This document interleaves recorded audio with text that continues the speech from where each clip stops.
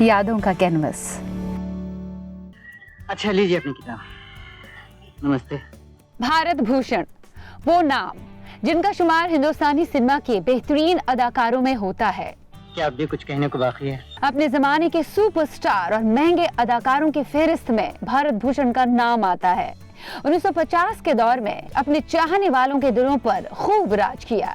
इसमें कोई दो राय नहीं है कि 1950 के दौर में जहां दिलीप कुमार, राज कपूर और देवानंद साहब का चर्चा खासो आम था, वहीं भारत भूषण साहब इन दिग्गजों से कम न रहे। 14 जून साल 1920 में यूपी के मेरठ में भारत भूषण साहब की पैदाइश हुई। वालिद साहब पेशे से वकील थे, चाहते थे कि बेटा भी उन्हीं के नक्शे कदम पर चले, पर साहिबजादे की चाहत थी फिल्म में नाम कमाने की। भारत भूषण चोरी छुपे फिल्में देखने जाया करते थिएटर्स में, और जब घर पहुंचते तो हमेशा वालिद साहब की डांट खाते। लेकिन उन्हें इससे कोई एतराज नहीं था, क्योंकि उनके जहन में फिल्मों का कीड़ा जो था, उन्हें अदाकार बनना जो था, वो अदाकार बनना तो चाहते थे, पर साथ ही साथ वो क्लासिकल गायक भी बनना चाहते थे। खैर, ये सपना पूरा तो नहीं हुआ उनका, पर बतौर गायक उन्होंने फिल्मी पर्दे पर इस किरदार को बखूबी जिया अपनी कई फिल्मों में। 2 साल की उम्र में माँ का साया सर से उठा और पूरा बचपन नैनीहाल में ही गुजारना पड़ा। वहीं पर अपनी पढ़ाई भी मुकम्मल की। ग्रेजुएशन पूरी करने के बाद कोलकाता चले आए ताकि वहां अदाकारी के जौहर सीख सके, सिनी पर्दे पर भी रोल्स निभा सके। ऐसे में कोलकाता में सिनेमाई पर्दे पर भारत भूषण ने काम किया। उस वक्त उन्हें माहाना 60 रुपए मिलता था, पर मंजिल तो मुंबई ही थी, इसीलिए अपने आप को बतौर अदाकार एस्टैब्लिश करने के लिए मुंबई की तरफ रुख किया। मुंबई में 1941 में एज ए सपोर्टिंग रोल से ही उन्होंने फिल्म चित्रलेखा से शुरुआत की। करीब 10 साल तक कैरेक्टर रोल्स ही निभाते रहे। तब जाके 1948 में फिल्म आई सुहागरात, जिसमें अदाकारा गीता बाली के साथ बतौर हीरो उन्हें फिल्मकार केदार शर्मा ने साइन किया, और ये फिल्म भारत भूषण की पहली हिट बनी। अभी अपनी अदाकारी से शोहरत की बुलंदियों को छूना बाकी था, और ये मुमकिन हो पाया फिल्म बेजू बावरा से, जहां से उन्होंने स्टारडम की शुरुआत की। बेजू बावरा से सुपरस्टार की फेहरिस्त में भारत भूषण का नाम शुमार होने लगा। फिल्म में मौसीकार आजम नौशाद साहब का संगीत था और मीना कुमारी के हमरा उन्हें कास्ट किया गया।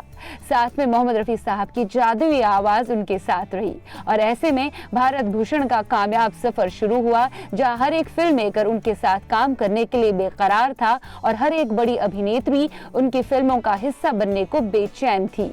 ऐसे में जन्म हुआ एक नए सुपरस्टार का, जिनके पास बतौर हीरो फिल्मों की लंबी लाइन लगी हुई थी। स्टारडम के इस कामयाब दौर को भारत भूषण ने 1960 की दहाई में भी जिया। यहाँ तक कि उन्होंने फिल्में लिखनी भी शुरू की और उनका निर्माण भी करना शुरू किया। फिल्में इतनी कामयाब रही कि भारत भूषण सबसे अमीर अदाकार और फिल्म मेकर की फेहरिस्त में आने लगे। भारत भूषण के इस कामयाब दौर की कुछ और फिल्मों में आनंद मठ, मिर्जा गालिब, जहां आरा, फागुन जैसी फिल्में भी काबिले गौर है। अब तक जो भी भारत भूषण ने सोचा था, जो भी ख्वाहिशें और उम्मीदें जिंदगी से लगाई थी, वो सारी पूरी हो रही थी। पर अचानक से एक ऐसा फैसला भी लेना पड़ा जो शायद उनके करियर और जिंदगी के लिए सही नहीं रहा। हालांकि उन्हें इस बात का अफसोस कभी नहीं रहा, पर उनके चाहने वालों को इसका रंज और मलाल हमेशा से रहा और अभी भी है। ये फैसला था एक के बाद एक फिल्मों का निर्माण करना। दरअसल उनके भाई रमेश चंद्रा, जो खुद एक फिल्म स्टूडियो आइडल स्टूडियो के मालिक थे, अपने बेटे को लॉन्च करना चाहते थे। भारत भूषण साहब के प्रोडक्शन तले ही भारत भूषण साहब ने भाई की बात को मानते हुए फिल्म का निर्माण भी किया। फिल्म रिलीज हुई, पर बॉक्स ऑफिस पर नाकामयाब साबित हुई। पर भारत भूषण साहब इस नुकसान की भरपाई करना चाहते थे, पर वक्त शायद उनके साथ नहीं था। फिल्में एक के बाद एक नाकामयाब साबित होती गईं, और भारत भूषण को झटके पे झटके लगते गए, और लगातार 5 साल तक सख्ती का दौर देखना पड़ा। वो दौर जिसकी उन्होंने उम्मीद भी नहीं की थी। उनकी जिंदगी से कई चीजें जाती रही, पर भारत भूषण साहब ऐसी शख्सियत ठहरे कि उन्होंने कभी भी इस बात को जाहिर नहीं होने दिया, और जो मिलता गया उसी को मुकद्दर समझकर आगे बढ़ते गए। उन्होंने एक बार फिर से कैरेक्टर रोल्स निभाने शुरू किए, बिना किसी झिझक के। साल 1969 फिल्म प्यार का मौसम में शशि कपूर के वालिद का किरदार भी निभाया। उन्हें फिल्म मेकर नासिर हुसैन ने ऑफर किया था ये रोल।